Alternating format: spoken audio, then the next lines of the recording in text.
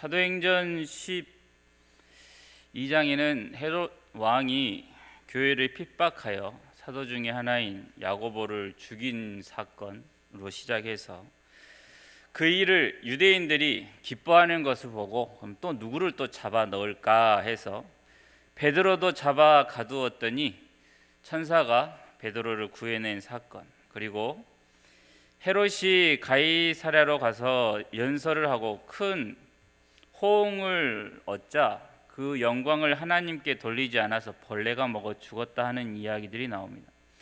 그리고 이러한 여러 일들 끝에 결론이 24절에 보면 이렇게 나오죠. 하나님의 말씀은 흥왕하여 더하더라입니다. 우리가 성경을 볼 때 이 24절을 우리는 알고 있으니까 그 앞에 있는 일들이 다 좋게 해석이 되잖아요. 그런데 그렇게 생각하지 마시고 그 일들을 겪고 오는 사람 편에서 한번 생각을 해 보십시오. 그러면 지금 이렇게 진행되는 상황이 과연 하나님의 말씀이 흥황하여 사람들이 믿는 사람들이 더 많이 일어날 상황인가 하는 의문이 들 수 있습니다. 왜 24절에 이 말씀이 놀라운 일이 되냐면 당시 예루살렘은 힘 있는 나라가 아닙니다. 먼저 하나님을 믿는 백성들이 힘들을 가지고 있지 않아요. 로마 제국의 식민지 신세입니다.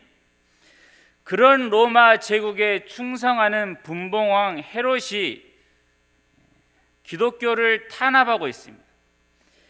거기다 유대 사회의 유력 인사들도 기독교를 반대하고 있죠. 그러니 야고보를 잡아 죽인 헤롯을 유대인들이 잘했다라고 좋아했던 것이죠. 그들이 좋아하니까 더 헤롯은 신나서 베드로 사도까지 이제 가둬버리죠. 물론 하나님께서 천사를 보내어 베드로를 기적적으로 꺼내 주시지만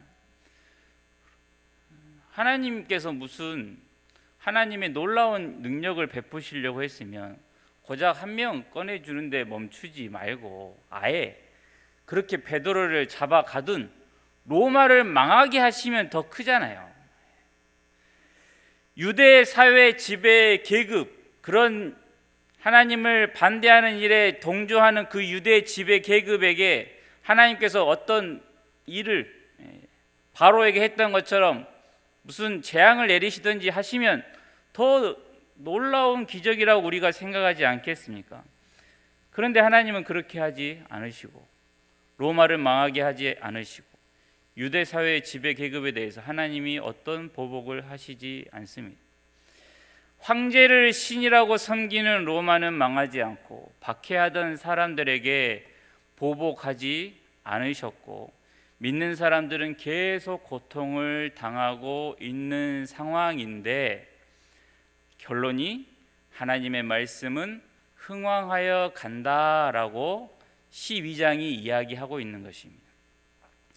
초대교회가 교인들이 그리스도인으로 하나님을 믿는 사람으로 살기 위해서 정치적인 힘이 필요했다라고 하는 부분을 찾을 수가 없습니다.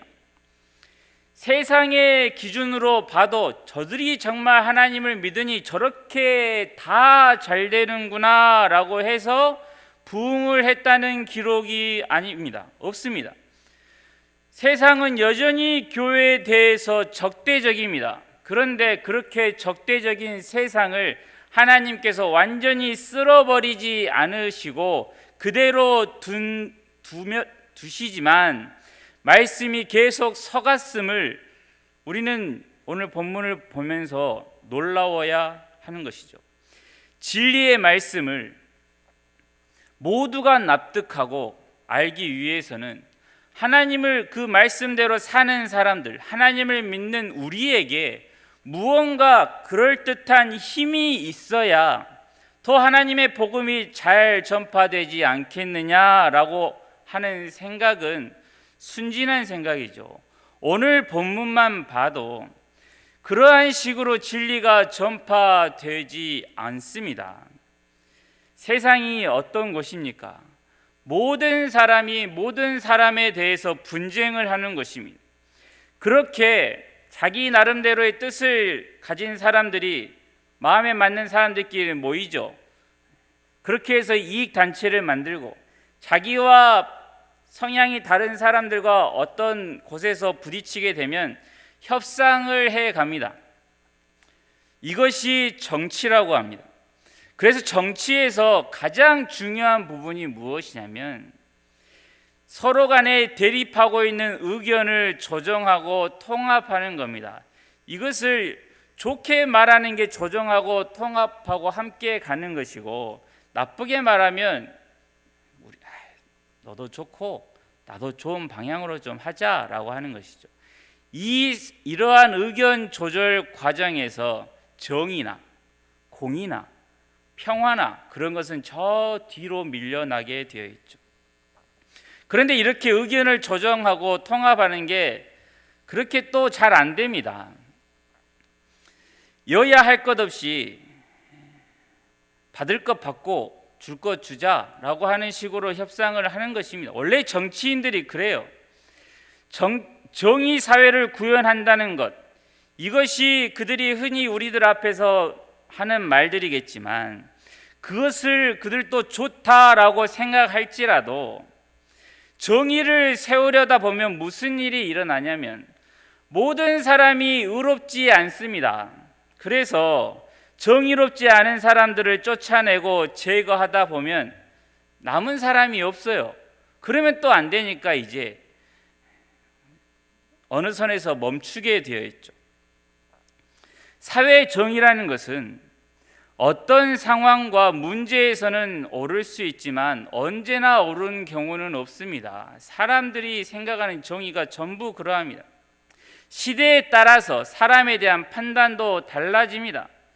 사람들 간에 이렇게 생각이 다르면 서로 다른 의견도 들어보고 수용해서 풀어가자, 이것이 답이라는 거 우리가 너무나도 잘 알죠. 그런데 그게 안 됩니다. 왜냐하면 타협이라고 하는 것을 하려면 누군가는 양보를 해야 될 것 아닙니까? 그런데 양보는 의무도 아니고 강요할 수도 없어서 자발적으로 해야 하는데 누가 내 것을 더 많이 양보하려고 합니까? 절대로 그렇지 않습니다. 그래서 방법을 쓰는 게 힘으로 밀어붙이기도 하고 상대방의 약점을 잡아서 그것을 빌미로 내 마음대로 움직이려고 하는 것이죠. 이게 세상의 방법입니다. 세상에서 내 뜻을 관철시키는 방법이 이렇다는 것입니다. 세상의 방법들이 명분과 말은 참 좋습니다. 그런데 결과적으로 보면 이겨도 이긴 게 아니고 자기 편에서 불의한 사람들 다 쫓아냈다고 해서 이상적인 사회가 이루어지는가라고 하면 그것도 아니죠. 서로 좋은 게 좋은 거지 하며 정의와 공정은 이제 저 뒤로 밀려난 가치가 되죠. 이런 암담한 현실, 세상의 현실 앞에서 하나님께서 교회를 세우시고 하나님의 방법이 어떠한 것인지를 오늘 말씀을 통해 우리에게 보여주고 있습니다. 권력자가 힘을 가지고 상대방을 압박하고 압제하는 방식으로 복음을 전하라고 하지 않으시고 그들과 동일한 조건, 어떨 때는 그들보다 더 못한 환경 속에서라도 너희들은 빛으로 살아내라 라고 하는 것을 요구하신다는 거죠. 하나님을 믿는다고 해서 고통과 어려운 일 안 일어나는 삶을 우리에게 다 주시면서 봐라, 너희들이 나를 믿으니 아무런 어려움도 만나지 않지 않느냐, 그렇게 한번 사람들 모아봐라, 이렇게 하시지 않습니다. 세상 속에서 살면서 너희들은 세상의 방법대로 따라가지 말고 악에 빠지지 말고 선으로 악을 이기며 빛을 드러내라고 하시죠. 어떤 조건과 환경 속에서도 그리스도인의 삶을 사는 것입니다. 우리는 하나님의 사랑을 너무 좋아하죠. 그 사랑을 우리는 다 가지고 싶어 합니다. 그런데 하나님의 사랑이 언제 가장 그 빛을 드러냅니까? 아들을 보내실 때인데 그냥 아들을 보내실 때가 아니고 누구를 위해서? 죄인을 살리려고 아들을 보내실 때 하나님의 사랑의 빛이 찬란하게 비치는 것이죠. 그 죄인들이 누굽니까? 하나님과 원수된 사람들입니다. 우리들이죠. 그러면 우리 안에서 이러한 사랑이 드러나는 상황이 언제일까요? 사랑이 드러나려면 반드시 있어야 하는 존재가 있죠. 원수가 있어야 합니다. 너희에게 원수가 있느냐? 그 원수를 갚아라 라고 하는 세상 속에서 우리가 살고 있는데, 저 원수, 보기 싫은 저 원수를 내 눈앞에다 두고 하나님께서 우리에게 말씀하시죠. 네가 받은 사랑을 기억하고 저 원수를 사랑하라 라고 하시죠. 세상의 방법과는 전혀 어울리지 않으며, 세상은 그렇게 하면 망한다, 너를 더 깊이 볼 것이다 라고 이야기를 할 것입니다. 과거 우리나라 믿음의 선배들은 예수 믿는 것을 포기하라 라고 하는 위협 앞에서 목숨을 걸었던 때가 있었죠. 그리고 그 후에는 경제가 발전하면서 그 많이 번 돈을 가지고 전부 자신들을 위해서 쓰지 않고 선교지에 그렇게 많이 하면서 많은 선교지에 교회도 세웠습니다. 그러면 지금은 어떠할까요? 매우 복잡한 시대입니다. 간단하지가 않습니다. 유혹과 현실적인 시험이 훨씬 더 다양해지고 은밀해졌습니다. 무엇이 시험이고 무엇이 위협인지를 구분하기가 어렵고, 어떤 게 기회이고 위기인지를 알 수가 없는 사회가 되었죠. 예전처럼 총을 들이대며 위협하는 것은 없어져 버린 것 같은데, 온갖 세상의 생각들과 방법들이 우리 생활 깊숙이 들어와서 교회 안에까지 파고 들어와 교회가 추구해야 할 가치들을 자꾸만 무너뜨려 버리는 것이죠.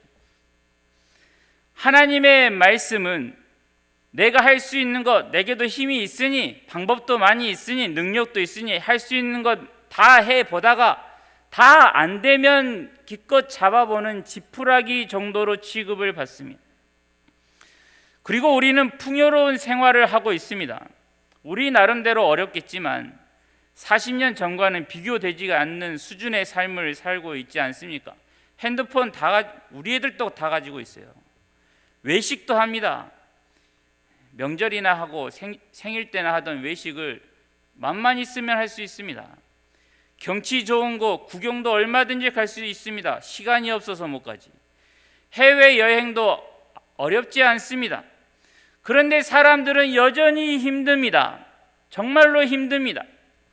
많이 가져봤는데 그 마음은 여전히 공허하죠. 눈앞에 있는 성공만을 위해서 달려가다가 하나님이 부르실 때가 되어서야 내가 평생 뭐하며 살았는가 라고 하며 후회를 합니다. 건강하면 돈 버느라 말씀을 안 듣고, 아프면 병원 가느라 말씀을 또 못 듣습니다. 그러다가 병상에 이제 아무것도 못하게 누워있게 되면 어디에다 소망을 둘 수 있겠습니까? 우리는 잠시도 깨어있지 않으면 저 원수가 온갖 방법을 다 동원해서 우리를 넘어뜨리려 합니다. 그래서 필요한 게 기도라는 것이죠. 우리는 쉼없이 기도를 하며 내 마음을 하나님께로 돌려 세워야 합니다. 우리의 육체는 자꾸만 세상의 방법으로 살아야 살 것 같다라고 하는 유혹에 잘 넘어지니까 기도를 하면서 정신을 바짝 차리고 아니지 하며 주께로 우리의 시선을 돌려야 하는 것이죠. 이 시대는 단순히 목숨 하나 걸면 되는 시대가 아니죠. 나는 제사 예수님 믿고 나서는 한 번도 안 하고 있다. 나는 담배를 안 피고 술을 안 마신다라는 것으로 간단하게 끝나지 않는 시대입니다. 돈이라고 하는 것은 또 다른 우상이 되어 있고, 담배 안 피는 게 신앙의 높은 수준이냐 착각을 하며 더 나아가는 것을 멈춰버리죠. 그러면서 자신이 높은 수준에 있다는 것을 어떻게 확인합니까? 담배 피면서 교회 다니는 사람들에게 손가락질하는 것이죠. 나는 저들보다 낫다는 것입니다. 마치 성전에 올라가서 기도하는 바리새인과 똑같죠. 나는 저 세리와 같지 않음을 감사합니다. 나는 할 만큼 하고 있는데 내가 더 거룩하게 살기 어려운 것은 전부 남 탓이라고 하죠. 늘 사랑하며 웃는 얼굴로 신앙생활하고 싶은데 원수들이 다 어디에 모여 있는 줄 아십니까? 교회 안에 다 모여 있습니다. 교회 안에만 오면 저 원수. 세상 사람들이 화풀이 대상을 찾으며 국가와 교회를 비난하듯이 고단한 삶으로 화풀이 할 곳을 우리는 찾습니다. 교회 내에서 마찬가지죠. 내가 거룩한 생활을 좀 하려고 하면, 웃는 얼굴로 좀 사람들 앞에서 인사 좀 하려고 하면, 사랑이 많은 것처럼 좀 행동을 하려고 하면 방해가 되는 사람들이 꼭 눈에 밟힌다는 겁니다. 하나님을 잘 믿고 살려는데 저 사람 때문에, 이런 환경 때문에 안 된다며 책임을 회피하죠. 하나님이 그에게 주신 믿음과 생명을 안 보고 좁은 길 위에 있는 돌뿌리를 보며 성을 내죠. 내가 주님을 위하여 주님이 기뻐하시는 길에 들어섰는데 왜 돌뿌리는 내 발 앞에만 서 있느냐라고 하는 것이죠. 세상이야 서로 분쟁하고 자기 욕심만 챙기려고 하니 그렇게 생각할 수 있다고 쳐도 예수님을 믿는 사람이 그러한 풍조를 따라가면 안 되는 것이죠. 사도행전을 보십시오. 그리스도인들이 살아내야 하는 자리와 그 책임을 하나님 우리에게 성령의 능력을 주셨지 않습니까? 그러니 저 로마 정권을 무너뜨려 주십시오라고 하지 않았습니다. 그 핍박받는 과정 속에서 나를 믿음으로 세워줬던 선생님들이 잡혀가는 상황 속에서 하나님 내가 이 믿음을 끝까지 지킬 수 있도록 나를 인도해 주십시오라고 하며 하나님 앞에 부르짖었던 것입니다. 잡혀서 사형당하는 그 성도들을 위해서 하나님 저 성도가 죽는 그 순간까지 하나님을 외면하지 않고 주의 얼굴을 보게 하옵소서라는 기도를 했다는 겁니다. 헤롯은 야고보를 얼마든지 죽일 수 있었고 그 일로 인해서 유대인들로부터 호감을 삽니다. 당시 그 지역 내에서 가장 영향력 있는 계층이 헤롯 왕을 지지해 준 것입니다. 그렇게 해라. 그래서 베드로는 갇히죠. 천사들이 가서 풀어줍니다. 그런데 여기서 아주 재미있는 장면이 나옵니다. 베드로가 그렇게 풀려난 일에 대해서 교회 내에서 어떠한 반응이 일어나는가라고 하면 13절부터 15절 상반절에 이렇게 나오죠.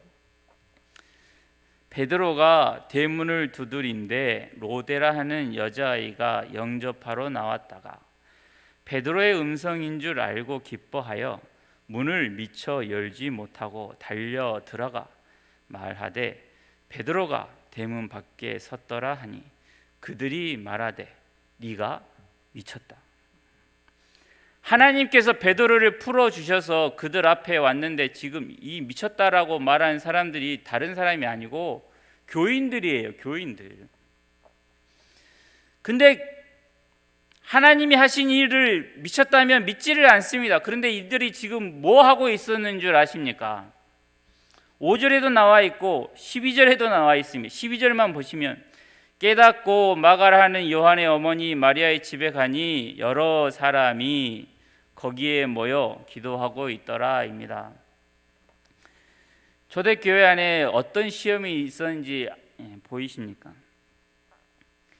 하나님께서 천사를 통해 베드로를 풀어주고 문 앞에 실제로 왔는데 미쳤다고 합니다. 끝까지 베드로가 아니다, 그의 천사다라고 또 이야기하죠. 신앙과 현실이 분리되어 있습니다. 초대 교인들의 안에 있는 시험이 이런 거예요. 그들이 실제로 기도하고 믿는 바는 인정할 수 있습니다. 하지만 현실은 또 다른 이야기라고 하는 겁니다. 바로 우리가 조심해야 하는 부분이 바로 이 지점입니다. 이러한 생각이 무엇과 같냐면, 목사님이 설교하실 때야 어떤 조건과 환경을 감수하며 살아야 한다, 믿음으로 살아야 한다라고 하는 것 참 좋은 말씀이긴 한데, 그리스도인이, 교회가 그것보다는 조금 더 좋은 환경 속에 있으면 하는 일이 좀 잘 될 때야 하나님의 영광이 더 많이 드러날 수 있는 것 아니겠습니까? 라고 하는 것과 같은 것이죠. 너무 현실을 모르십니다. 도대체 하나님 믿는 사람들이 하는 일마다 다 안 되면 누가 예수님 믿겠습니까? 라고 하는 것과 같다는 겁니다. 우리에게 힘이 없어서 어려움만 당하면 아무런 일도 할 수 없을까요? 그것은 우리의 믿음이 도대체 어디에 있는가, 우리가 진정 무엇을 의지하고 있는가를 다시 한번 살펴야 하는 것이죠. 하나님의 일하심을 의지하고 있는지, 아니면 좋은 환경을 내가 의지하고 있는지를 다시 한번 점검해야 하죠. 우리가 믿는 분은 시시각각 변하는 저 세상이 아니고, 상황이 아니고, 내 건강이 아니고, 내 마음의 진심이 아니고, 우리가 믿는 분은 오직 하나님이시죠. 그 하나님이 어떤 분이라고 우리는 고백을 하냐면, 천지의 창조주이시며 마지막 날의 심판자이십니다 라고 우리는 고백합니다. 인류와 모든 역사의 주인이시죠. 그런데 그것을 믿고 있는데 왜 하나님을 대적하는 저 세상 권세를 하나님은 왜 그냥 두실까? 이게 납득이 안 되는 것이죠.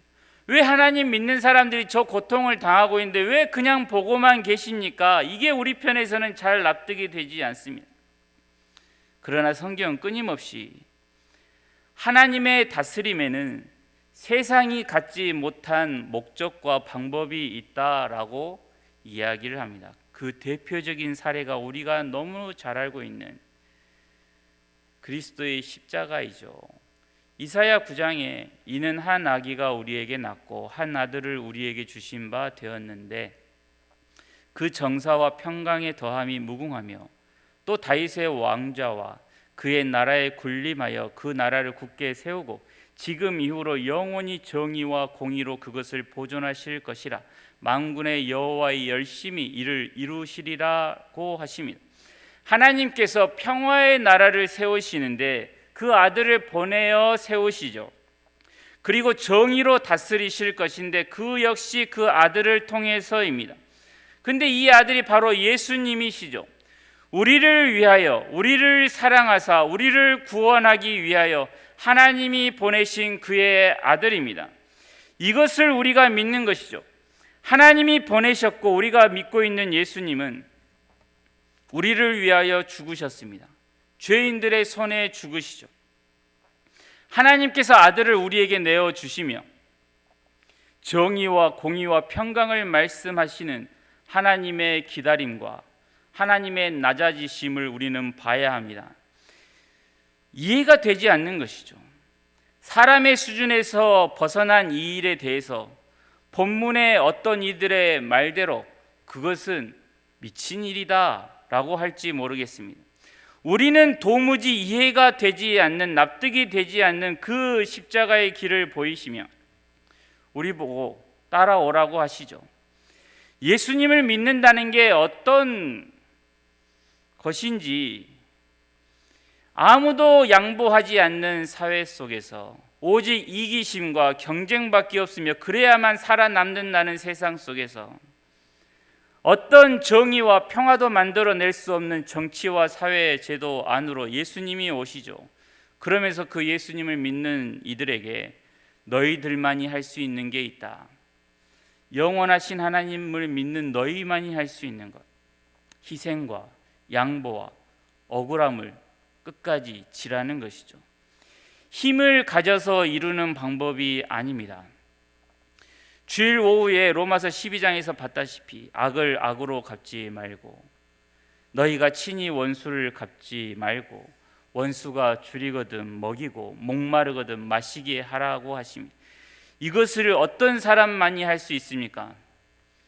하나님을 믿는 사람밖에 못합니다. 이게 우리의 일이죠.